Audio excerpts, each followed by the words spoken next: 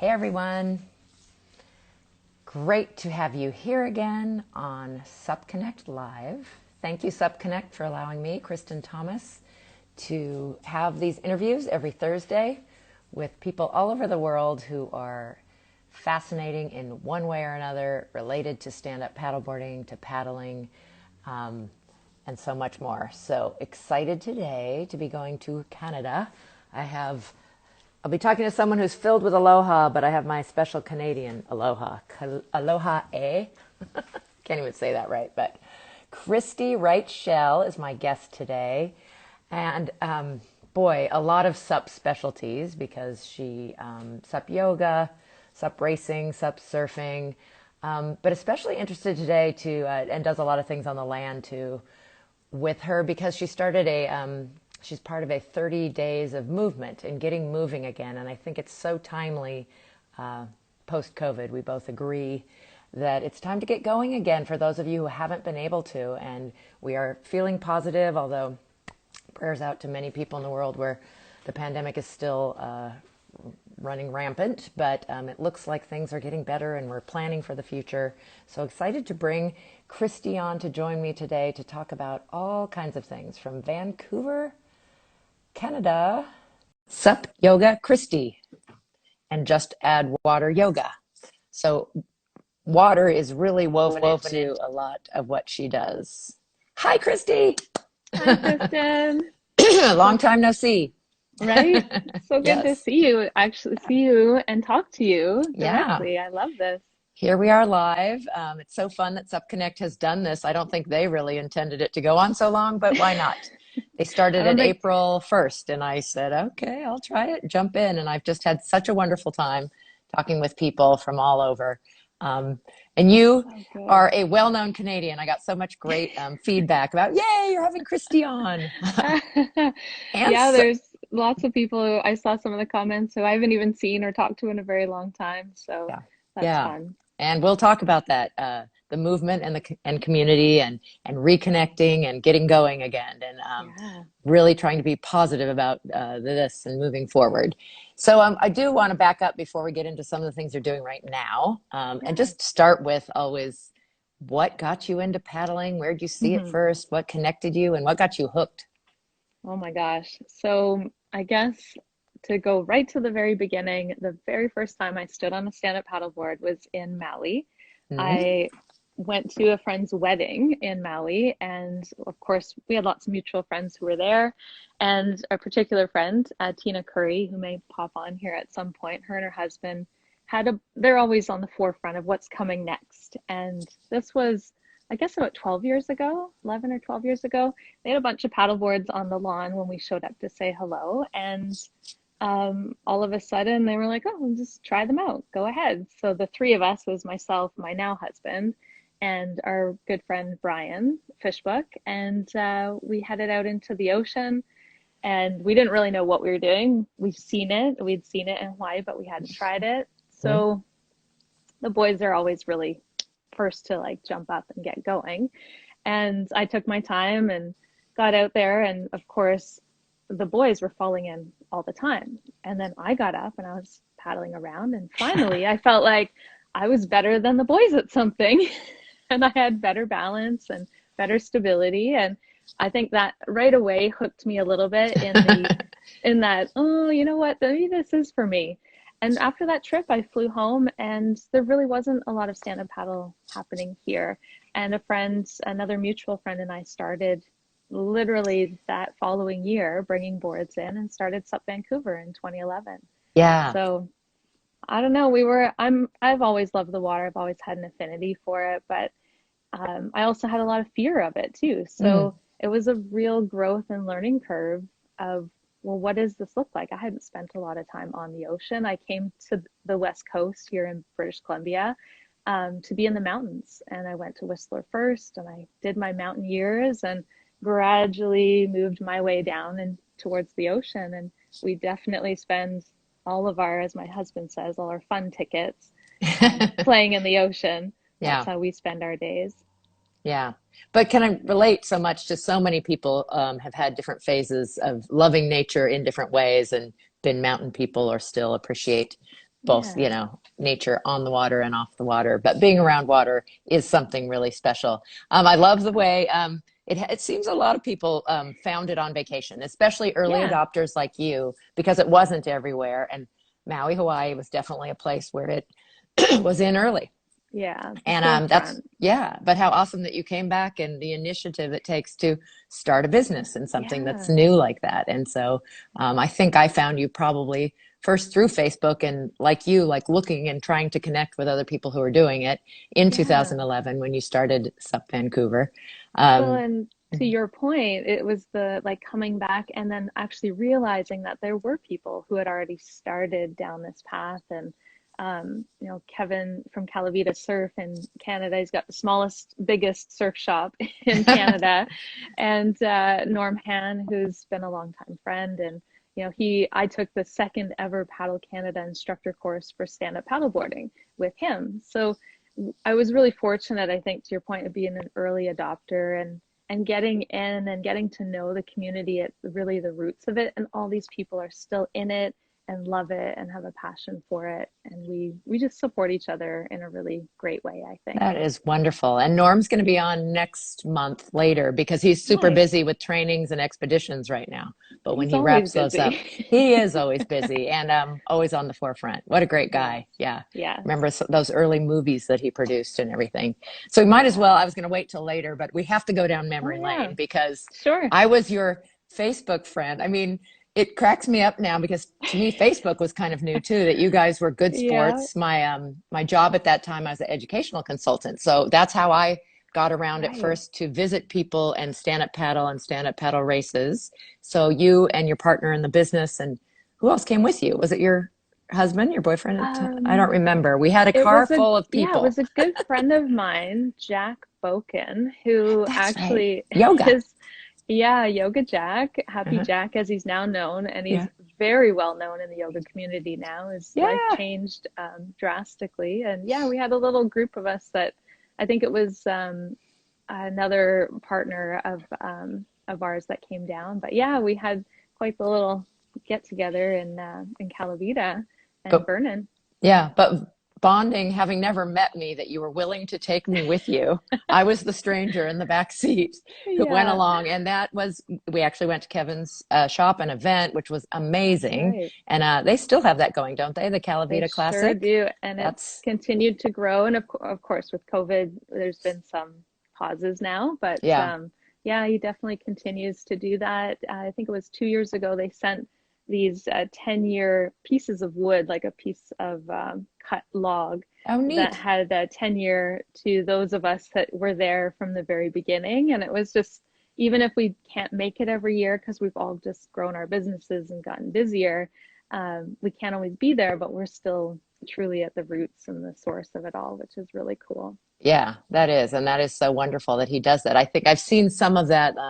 Chattajack does a really neat thing with belt buckles when you've gone five. I Oh, mean, it's really motivation. And I hope we have more races who really think long term and like how to keep people absolutely. coming back and how special. I hadn't heard about Yeah. that piece of Yeah. things. So you do a lot with stand up and you have done a lot. I don't know what you think of yourself first, but I have followed you so much in the movement and the land part of things. I don't think we even talked about besides what you're doing right now, which I'll let you talk about. Yeah. The foundation training. I've definitely like Hmm. in trying to understand that. Have watched you put some out there about that. The breath Yeah. work, like we did this morning, is so intriguing to me and fascinating. And it does all tie together and it all integrates. So I think it's Yeah. so important for those of us who paddle to think about what we're doing off the paddleboard too, and getting moving. So explain this 30-day of movement you're doing right Yeah. now with some friends. So the 30 days of movement came about through a conversation with some friends in a group that I'm a part of, these women who we all connected through doTERRA essential oils. That's kind of the premise of how we've come together. But what I love about this group is it's not about selling a product, it's about educating. And that's something I've always been about with Stand Up Paddle as well. It's Mm-hmm. more about educating people about what we're doing and why we do it.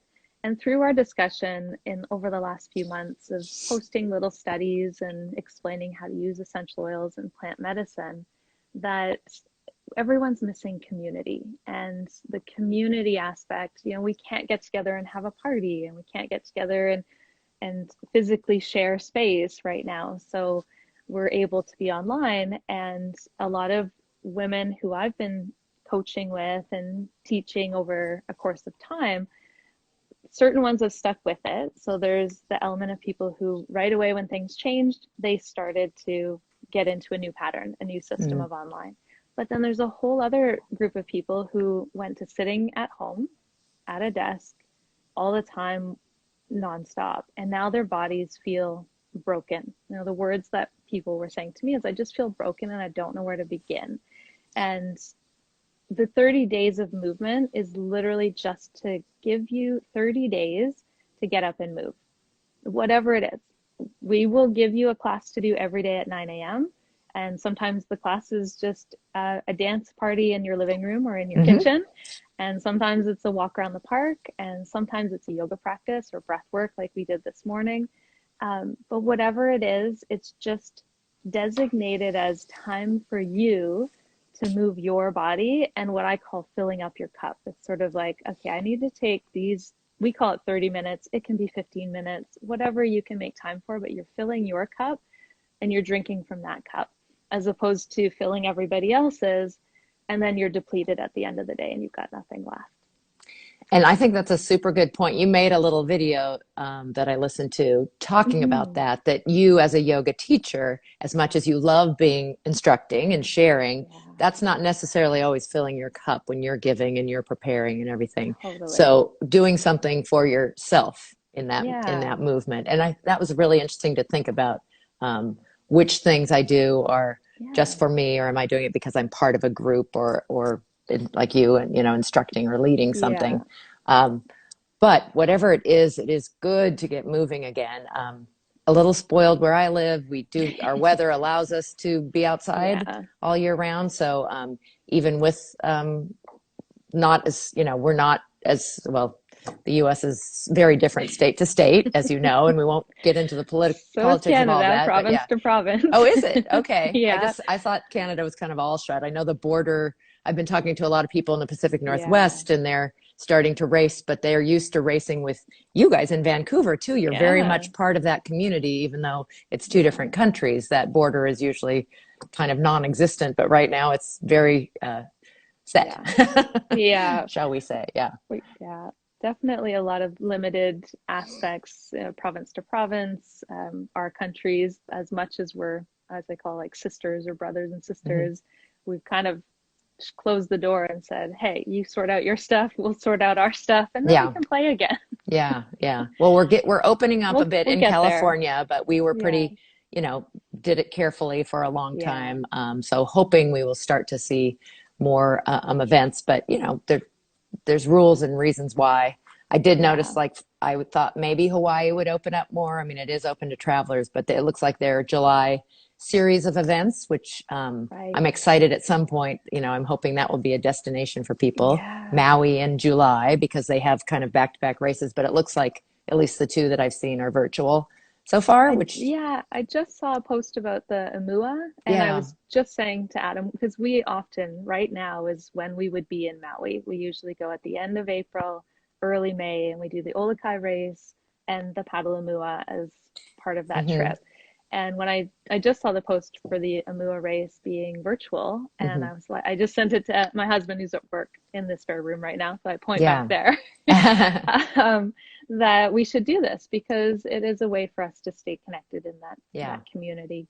And we do have virtual racing here in BC right now because we're not able to necessarily be in the same areas. But if you want to do your race at the same time as someone else doing their timed race, then you might end up on the water with some of your friends. So it's kind of you'll see people, but it's not an organized That's event. Exactly what we're doing. But it's interesting how I would never have been, I forget what it's called, but it's the Deep Cove group that did it. Yeah.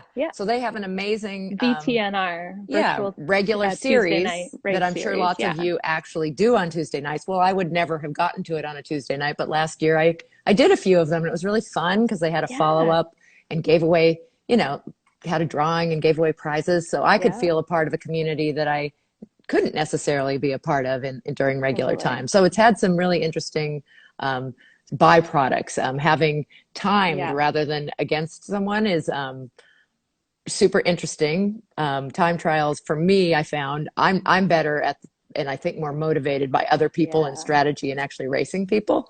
So I don't yeah, think I do as well in time trials, but for others, that's, their jam is like being totally. able to do it by time. So, I get way too distracted when I'm paddling unless I am in like, and I don't race much anymore. I used to race a lot more, but if I have someone in front of me or I know there's someone behind me, I'm way more motivated than if I'm out, you know, okay, go. And there's a bit more of a yeah. like, oh look, there's some Nature, B-rolls yes. and look, there's the ocean. Like I'm way too ADD that way. Yeah, I agree. Same, absolutely. Yeah. So you did mention racing, and I know it's not the main thing that you do, but you have been on Team Canada and you've gone to major international events, I think two different times, right? And Yeah. sup, not just sup racing, but sup surfing. Yeah, I mean, surfing is definitely my like, if I could just surf and downwind, those would be the two things Those are I the would do fun ones. Yeah. nonstop all the time.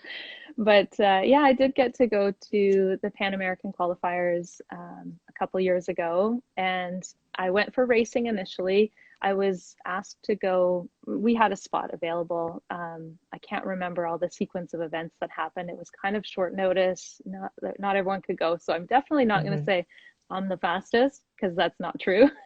But I know all the girls that are, and they're a beautiful community of women, as you know. But our Hmm. Canadian team ladies, they battle hard and they're strong. But to have that opportunity and get to go was definitely amazing.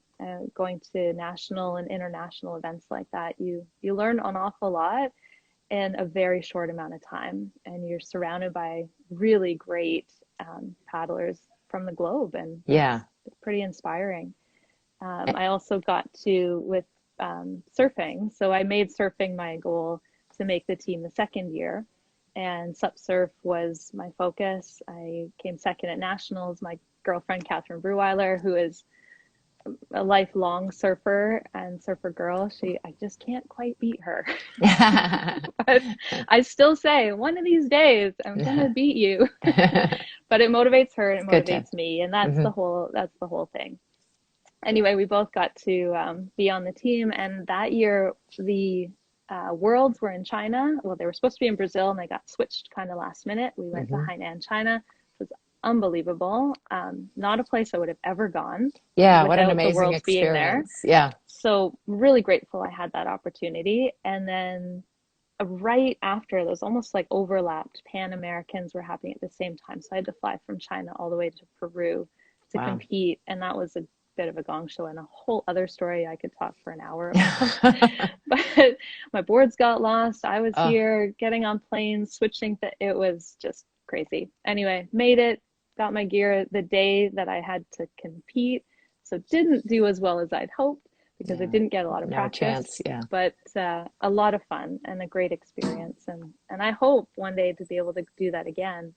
Um, we'll just see age is slowly creeping up behind me as well, and all the younger generation of suppers are going to be nipping at my heels Yeah. here. So Well, we do hope to get youth into this, but on the other hand, there's a lot of us in the older age groups who are still doing it. yeah, So I hope we give you hope, us old folks who I are still you yeah surfing and racing and loving it. I had no all the idea that you time. had made that transition from China to Peru. That is crazy, but It was amazing. crazy. And There so was a this is, small group yeah. of us and Hmm. some from the US team as well that were making that trip from to do both. Not everyone did.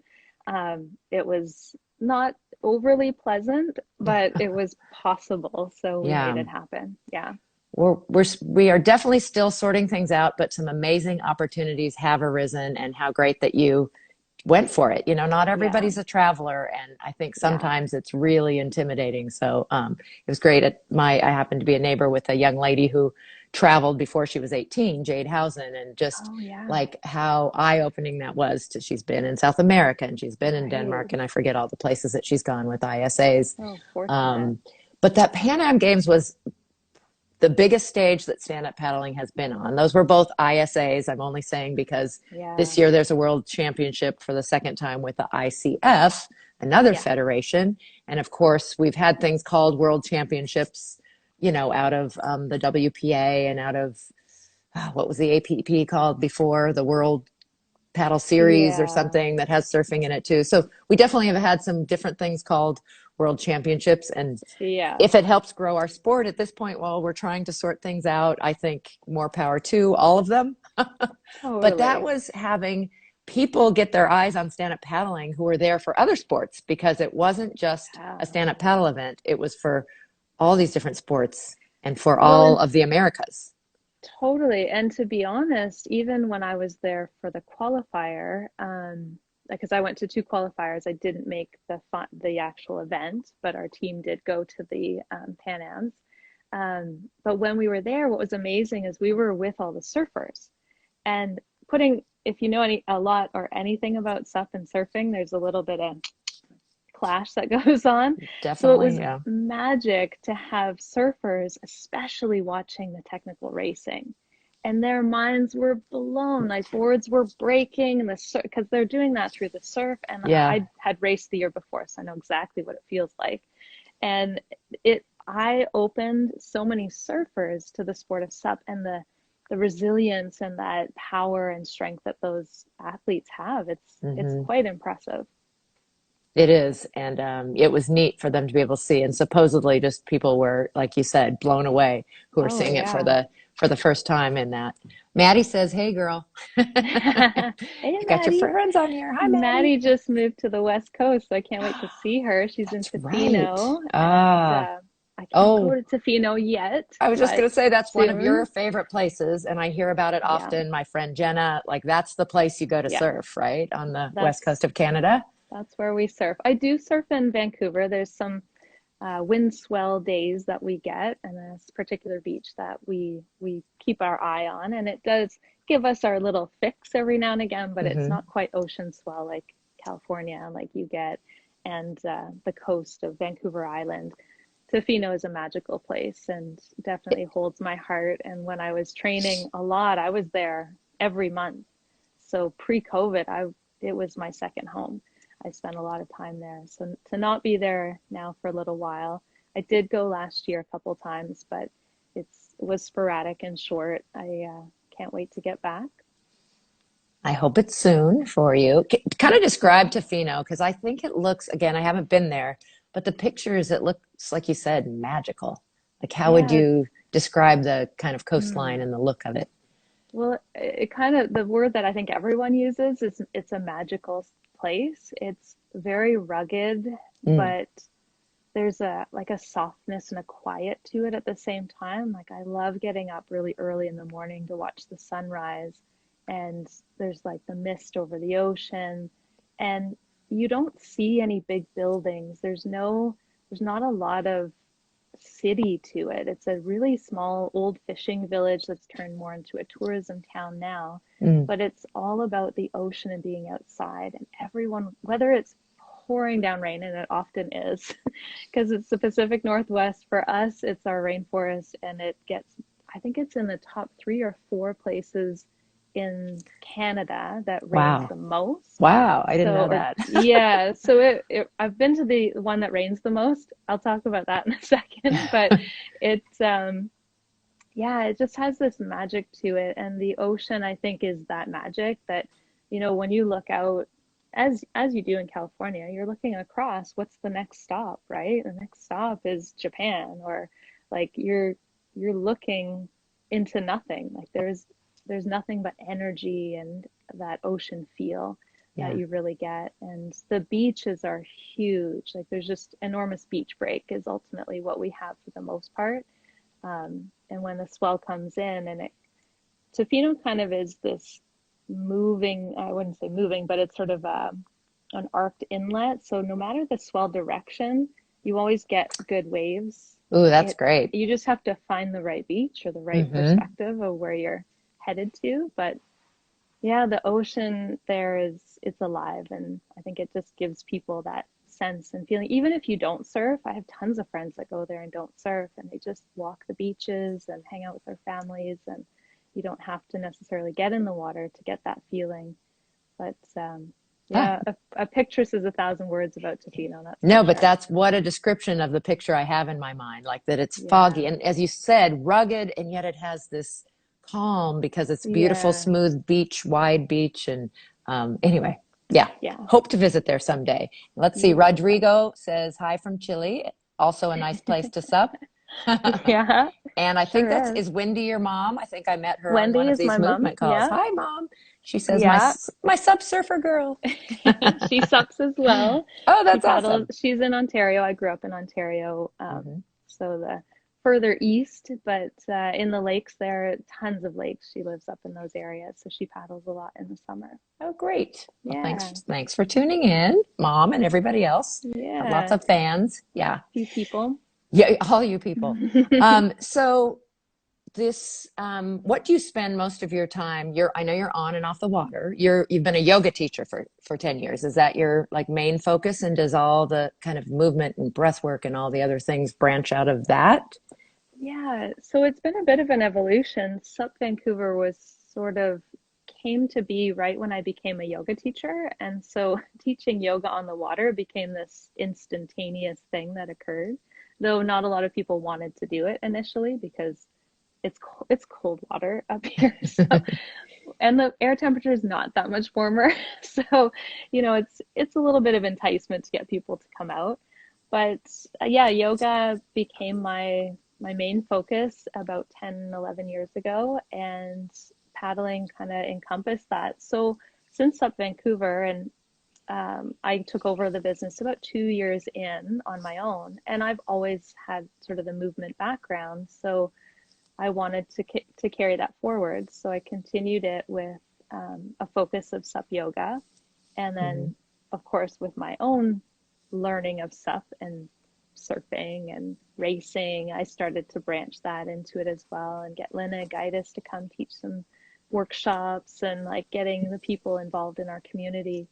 But since then, I also hosted some retreats. So with my yoga background, and I met Catherine Breweiler, I mentioned, we become really good friends, and we would take people to Mexico. I've taken people to Costa Rica as well. We host retreats in Tofino, and we teach people to sup, to surf, and to do yoga because, like you said, it all kind of meshes.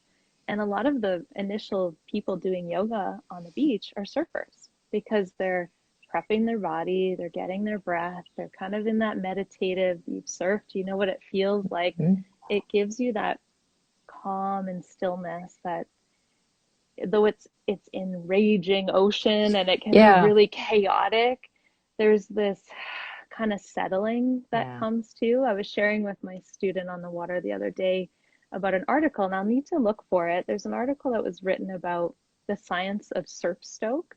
You must have Mm. read it when it came out, but I don't know that I have. That sounds great. they Yeah. they did actual research on how your blood and your body composition changes from pre-surf to post-surf. And they realized that being in the ocean, your serotonin, Mm. dopamine, your adrenaline, and it's like they say it's the perfect cocktail to give you surf stoke so that you come out and you're just like, oh, I want more of that. And there's Yeah. that addiction that we all know and feel. And I feel people get that just being on the water on a Yeah. paddleboard. They're Well, out there, there's an energy, the ions of the ocean or hmm. the water that you're on, and then the environment, all of a sudden you're in this whole other, your body is relaxing and finding all of that benefit.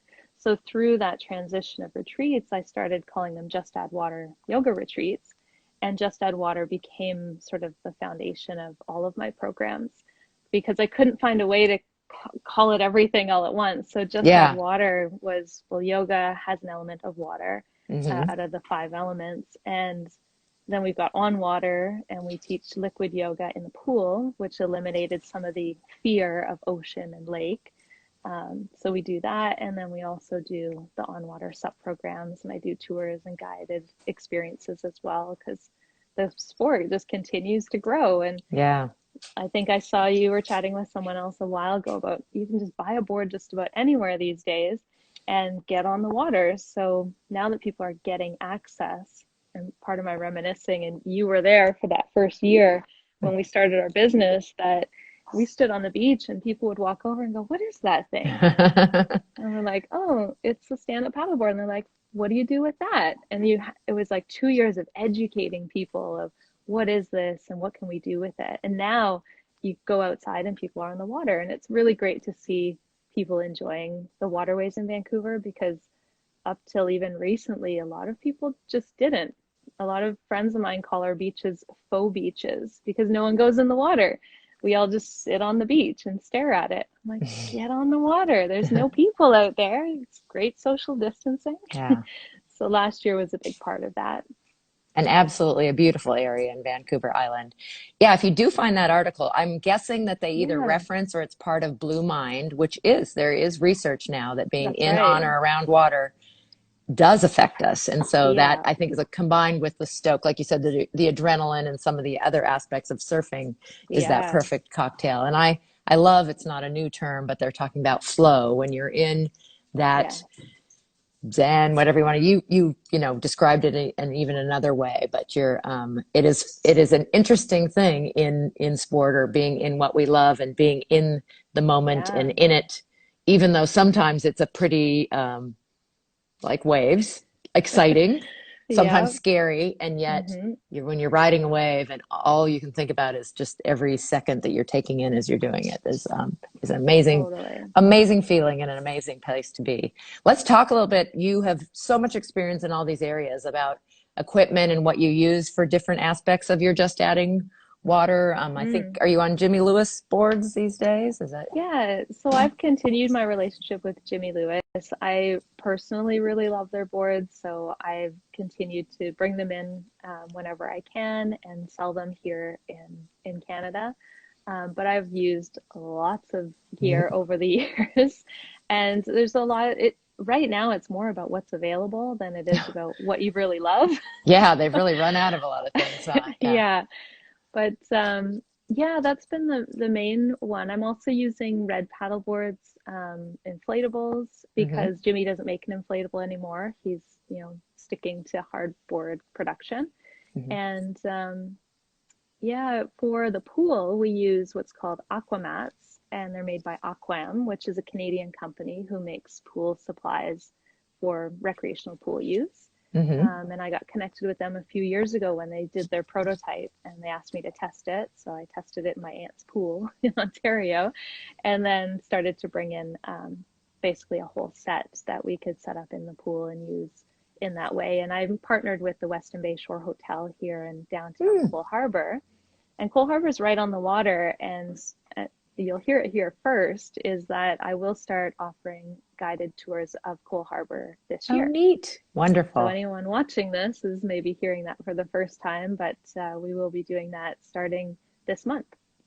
Oh, Um, fantastic. Congratulations. yeah, That sounds like it's going to be a great yeah, thing. it's kind of a unique area of the city. If you've been to Vancouver downtown, and then Stanley Park, which is our really beautiful green space, you can bike around it, which I did for the first time 2 weeks ago. Ah, Um, so COVID gives us access to all yeah. kinds of things. Discovering your own home.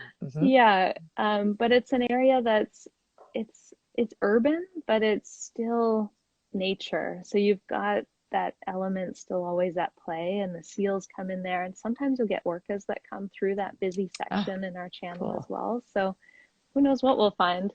But Oh, yeah, very fun. equipment wise, I'd say like my sup surf and all of that is Jimmy Lewis. I just got my first wingboard in Ah, as well for foiling. So yeah, that's a whole other world I haven't quite mastered or well, gotten fully into, but I've got the equipment now, so well, that starting was going to something be one of new. my questions is what are you looking forward to exploring next? It Yep, sounds like you've got one on the docket. So both the yeah, foil and the wing are new. yeah. Are you learning them simultaneously, or did you try to do one first? Kind of. We have a sup foil as well. Adam primarily uses it, my husband. I've used it a few times, had very mediocre success. Because like I said, we're not in waves, consistent waves. Mm. We're in wind swell. It's messy, it's choppy. It just adds a whole other element of Mm-hmm. learning.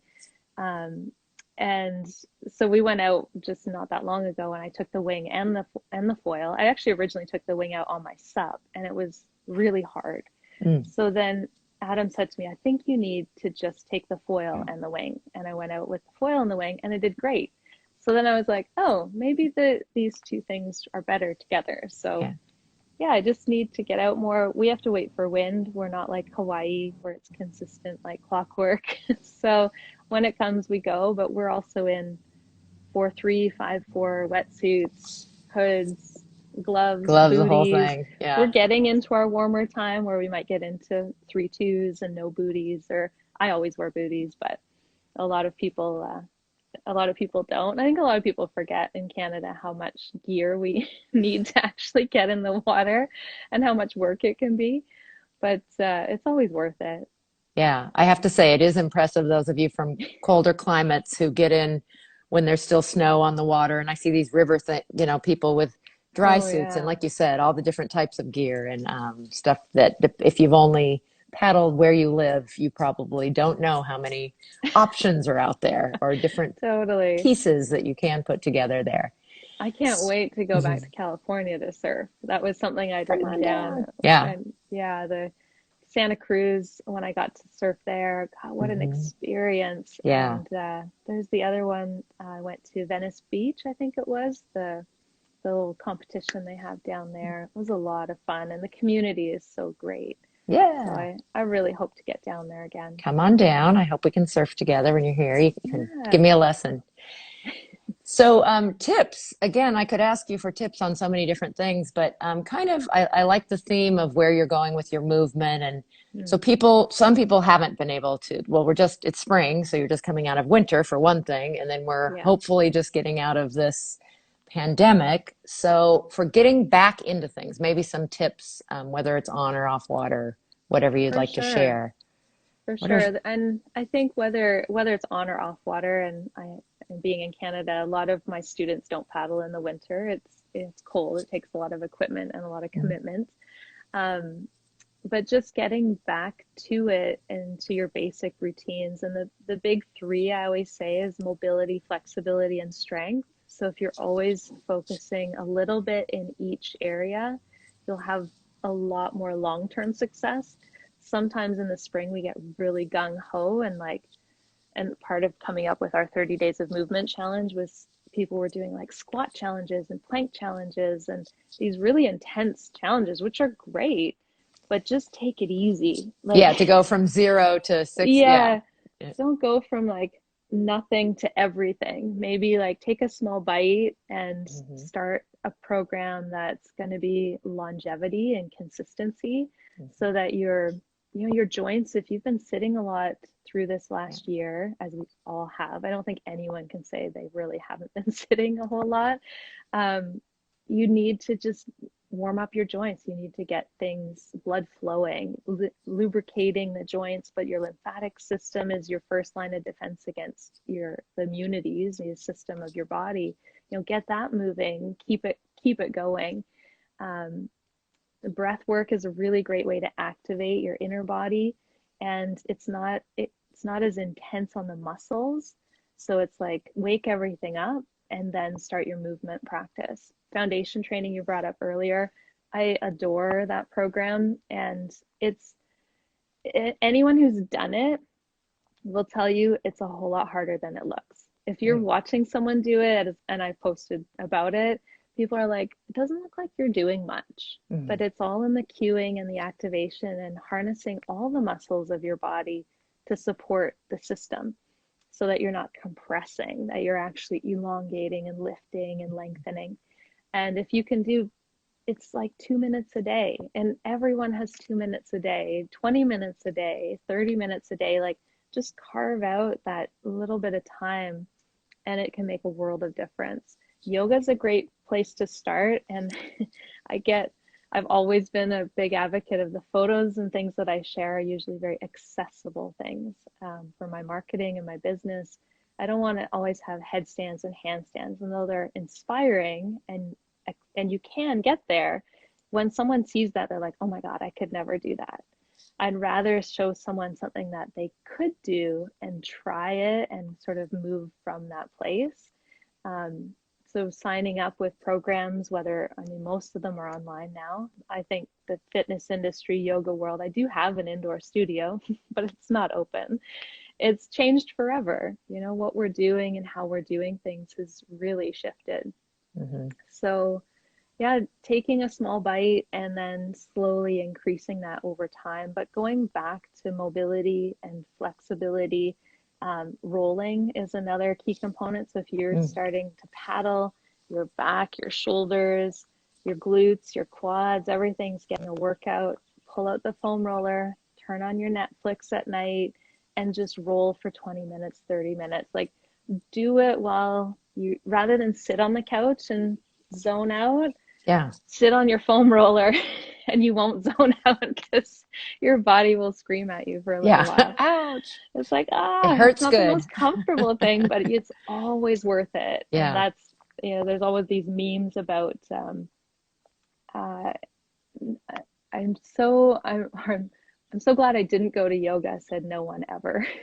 You're like, right. You say, okay, I need to go. And the hardest part is getting to the mat. So to go back to like tips, take the first step.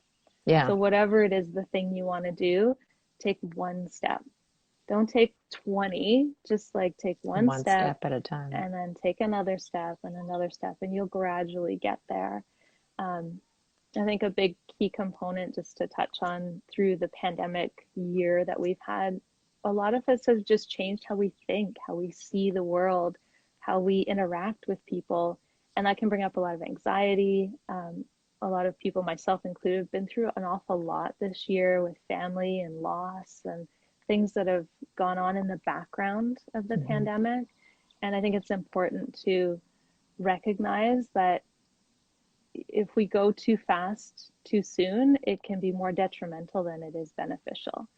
So just taking time, it sounds so simple, but no, excellent. It can make a world of difference. Excellent advice, one step at a time. I would love you to spend just a second, because I think a lot of people don't know the difference between mobility and flexibility. To them, in their minds, it's kind of, moving, stretching, isn't it the same thing? Can you differentiate a little bit? Or? My differentiation with that would be your mobility is your range of motion, like how far your body naturally moves. So if I asked you to move your arm front to back, up and down in one hand position and then another, your mobility is sort of the full range of motion. Your flexibility then has to do with how far you could stretch into that, as I guess a simple example of what that is. And our yoga works on our flexibility because we're asked to go into a posture, a pose, and stay there for a while. And that will gradually increase the flexibility of the muscle and in turn the joint, and give you a greater range of motion and greater mobility. But it also, if you're doing it with intent and with a little bit of pressure, builds strength. So then the strength, flexibility combine, and your mobility over time can increase as well. That'd be my best explanation. That's very good. All three. Yeah, both very important to know, understand, and do. And that's a beautiful thing about yoga, I think, is that it's addressing all of those by increasing flexibility and strength, and then that therefore increases your mobility moving along. And some of the beauty too, I think, about paddleboard, like paddling, being on your paddleboard. My student Debbie, who's on here, or she was on here watching yesterday, we were out paddling, and she asked, what can I do to condition for paddleboarding? So what can I do when I'm not on the water? And I was like, it's actually pretty hard. There are things you can do, but paddling, if you want to get better at paddling, you really have to paddle.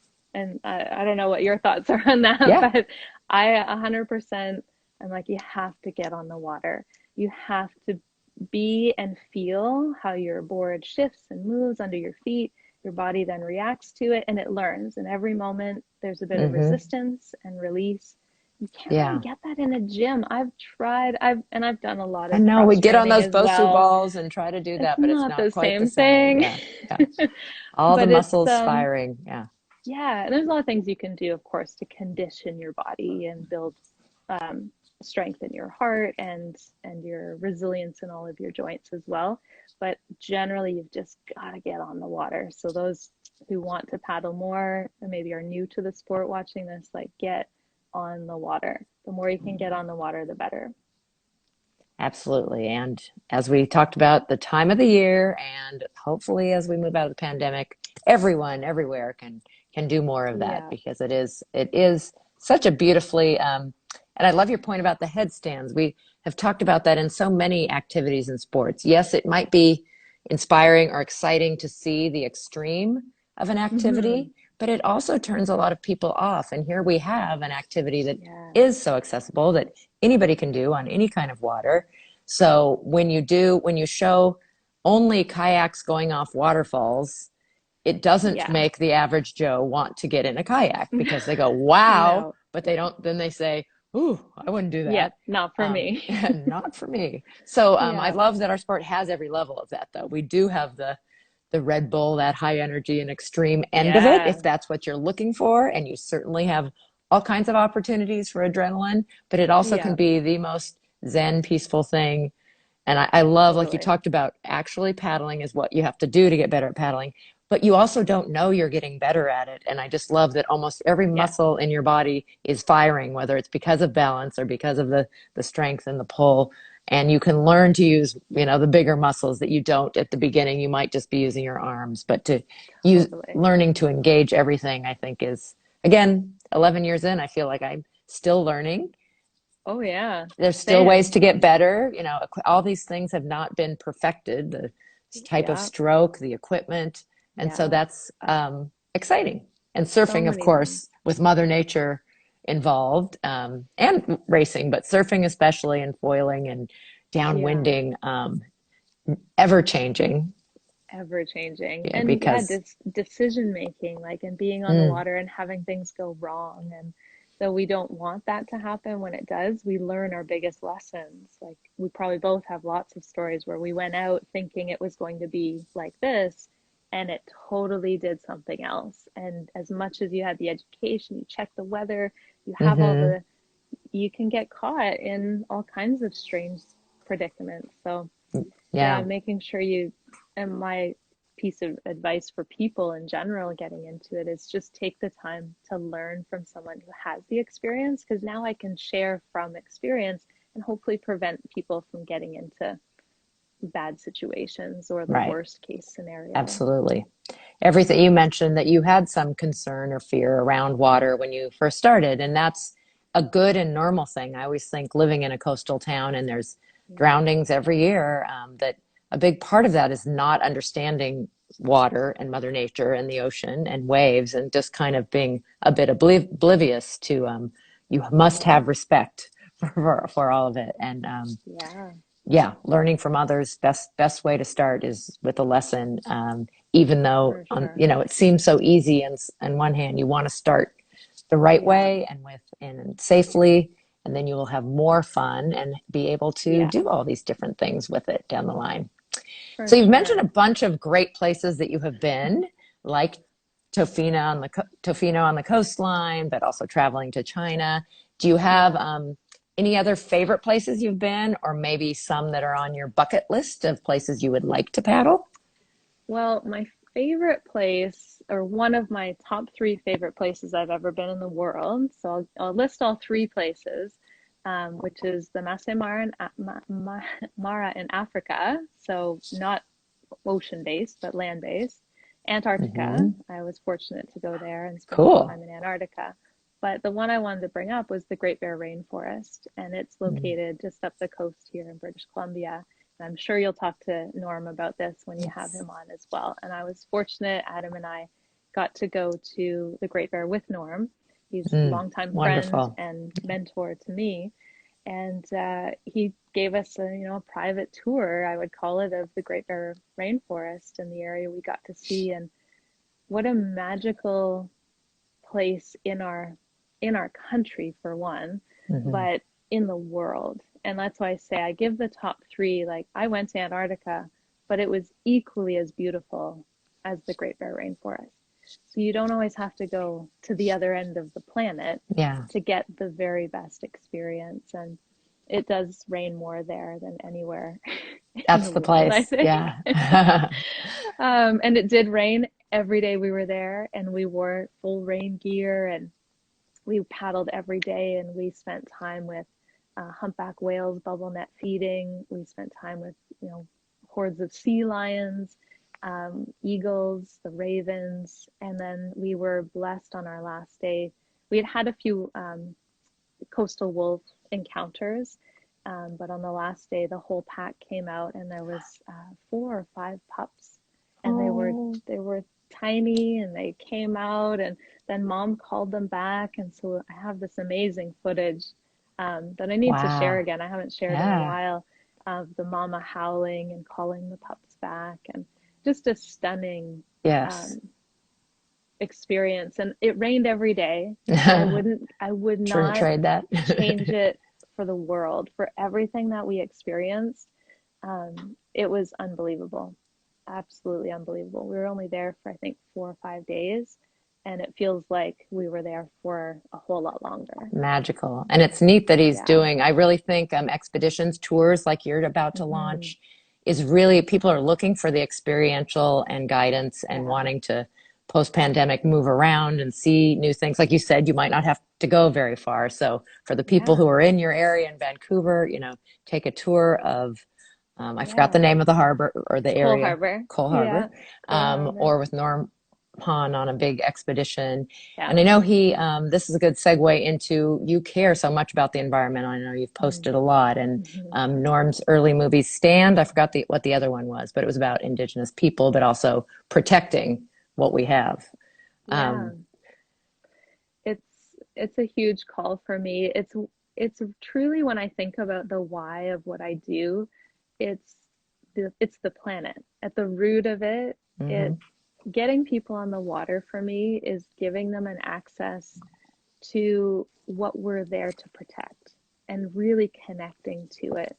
Because when we talk about you should recycle, you should buy less plastic, blah blah blah blah blah, it all starts to sound like white noise until you're standing. And the other place I paddle quite consistently here in Vancouver is called Barnett Marine Park, and it's right amongst where they're currently building another oil um, Wow. connection on the Hmm. ocean. And it's right there in front of us when we paddle. And when I take people out and I point it out, they're shocked. They don't realize it's right there.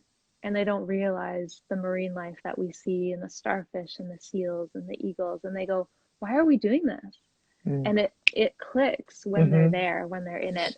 Just like taking people on the ocean anywhere in the world, and then you see the garbage floating by you and you go, wait, that's not right. It really clicks when Yeah. you're in it and you're standing with it. And Three for the Sea was something I picked up from Zane Schweitzer quite a few years ago. Three for the Sea became my mantra, and now I added in three for the sea and two for you and me. So I always pick up 5 pieces every time I leave my house, whether it's on the water or on land. I love We're that. doing our part. If everyone does their part, then we, we make this planet better than when we Hmm. found it. Bob Purdy, who is another um, amazing man who Hmm. unfortunately is no longer with us. I think you had the Yes. opportunity to meet Hmm. Bob, I did. and that was his mantra, and he really impacted myself and many, and continuing to be for the planet. And at the root of everything I do. It's with that in mind. So if it's just connecting you to your body, so then you connect better to the world around you, that's the connection. If it's getting you on the ocean so that you get a chance to have an experience that you of an eagle soaring above you, of the seal popping up next to you, that gives you that life, like, oh, there's a whole lot more to this, then that's what it is. And every time we leave the beach or go back, all my students would attest, I find the strangest things in the ocean every time we go out. I picked up, all kinds of things in the last, like barrels and big giant pieces of foam, and you never know what you're going to come across, but you can't just walk by it. And I have a hard time Mm. walking down the street these days and not picking up a straw, a Yeah. mask, Yeah. whatever. you have to do your part, no matter kind of where we're in a pandemic of more than just COVID. So Yeah. it's Well, but what you do is so beautiful because you are connecting people in different ways so that they get to that place where we can't. It's sometimes hard to believe people aren't there, but I think we have our work cut out for us with all the new pandemic outdoor people on the water and on the land. I live up a hill with mountain bike trails and hiking trails near us, yeah, and they just dropped there isn't the awareness. I'm a little concerned about safety and very concerned about the environment because they're new to being outdoors. They don't have that yeah, feeling and still might drop stuff as they're hiking, which is just mind blowing to me. But yeah, hopefully, they will, by being outdoors more and loving nature and appreciating it, hopefully that will bring them back yeah, to the point of being more conscientious and then yeah. helping to clean up. Totally. Just tuning in, right? Tuning in. And I've always struggled with this, and I'm sure most people do, but when you see someone do something, like drop something, to like, hey, you dropped that. Did like maybe you should pick it up. Yeah, yeah. And actually stepping outside, and for me with the environmental stuff, it's always pushing my boundaries. So yeah, I pick up some trash here and there, but I'm also now buying more consciously. Mm-hmm. So one of the Definitely. things I wanted to mention, which is seems super strange, but I have blonde eyelashes, so I like to wear black mascara. And for the longest time, because I go in the ocean, I wear waterproof mascara. Well, if you know, waterproof mascara is plastic. Oh, I So didn't know that. every time you wash your mascara off, you're Ah, washing bits of plastics microplastics. into the Ah. system. And it was again, it's pushing boundaries, right? Like getting uncomfortable with, I was like, Mm-hmm. but I don't want it all down my face. But if that's the price I have to pay, I have accepted that. And I Yeah. recently purchased a product from Ontario, Canada, from Birch Babe, which is an all natural um, Good to know mascara. because I didn't know So that. I have definitely looked for micro beads and things where, you thought it was a scrub that had a yeah, natural fiber and didn't. It had little pieces of plastic in it to scrub your face. So, wow, I yeah. did not know that about mascara because don't wear a lot, but I do It's like sometimes, and that's I the think it's kind. the polypropylene, like Mm, whatever the poly, when you yeah. read your label, Yeah. if you now you're all going to go and read your labels, Yeah. which Good. you should. You Yes. should Everybody read, read their and labels. non-toxic and all the Yeah. good things, and just and sharing it. And that's Hmm. been my goal is not, hey, look what I'm doing. My goal is like, hey, I just realized something. Do you know this? Absolutely. Thank you. Let's I share didn't it. know it and you just shared it and hopefully a lot that was an Yeah. aha moment for other people too. And you mentioned Zane who does in Starboard a great job in using Yes. his platform of having a lot of followers because he's an amazing waterman to share and teach about what he's doing and what's Yeah. new and what's happening. Boy, our hour is almost up already. I can't I believe it. know. I think we touched on most things. I mean, is there anything you've Hmm. been in it now over a decade? I mean, if you were Oh to my talk gosh. to yourself when you just started the business, is there anything that has changed in your approach or how you do things or advice you might give your younger self? I don't really know. I've had this question before, and I almost think like the journey we're on is the journey we're on, and the Hmm. things we learn. And I when I was in Antarctica, I had this similar question, and my only response was everything I've done up to this point has allowed me to now be here fully Yeah. and completely. Just like Hmm. sitting here with you, when you asked me to do this, I was like, really? You want to talk to me? And Yes. it's the I've done all of these things leading up to now being in this place to be able to share from where I am. And I think we all have that in within us. It's the Yeah. recognition of realizing that you actually have a voice and something worth sharing. And a And story. And yes. yeah, And you've, social media can get really yeah. crazy, and you just have to go back to your roots, like where are you coming from and what's at the depth of it and where does that reside within you? And I think Hmm. that's the most important part. Well, I look forward to continuing my little movement chart. I did watch how to do Nice. because I didn't know how to. Oh, you just put it on Instagram Yeah. and then add little emojis. I'm not sure Yeah. what emoji I will use for breath work, but I enjoyed that like the this cloud morning. blowing wind. Okay, cool. I will use that. Try that And one. That's kind of a theme this year. I'm actually doing PADI free diving and then scuba next time. So Excellent. breathing and breath work is part of that too. But I'm also doing free dive, so we should talk some more. oh, cool. Yeah, Yeah, that's a absolutely. whole other thing. Morgan Hoistry. I don't know if you remember her. She was an I early stand-up don't. paddle pro. She had a really early movie with I'm going to forget her name. Another Hawaii. They both lived in Hawaii and they went island to island and were looking at the environmental Oh, situation. Anyway, I'm getting off topic. that's okay. SupConnect, thank you for letting me have these interviews with these really interesting and wonderful people out in the stand-up paddle world. And those of you listening, thank you. And if any of your friends missed this, it goes immediately to IGTV on SupConnect's channel. And then it will be on YouTube in a couple of places, both SupConnect's YouTube and KT Outside. That's mine. And we also have a Facebook group, hashtag SupConnect Live. And we'll post a little follow-up so you can get a hold of Kristy and find her, and excited about your new tour adventures amongst all the other wonderful things you're doing.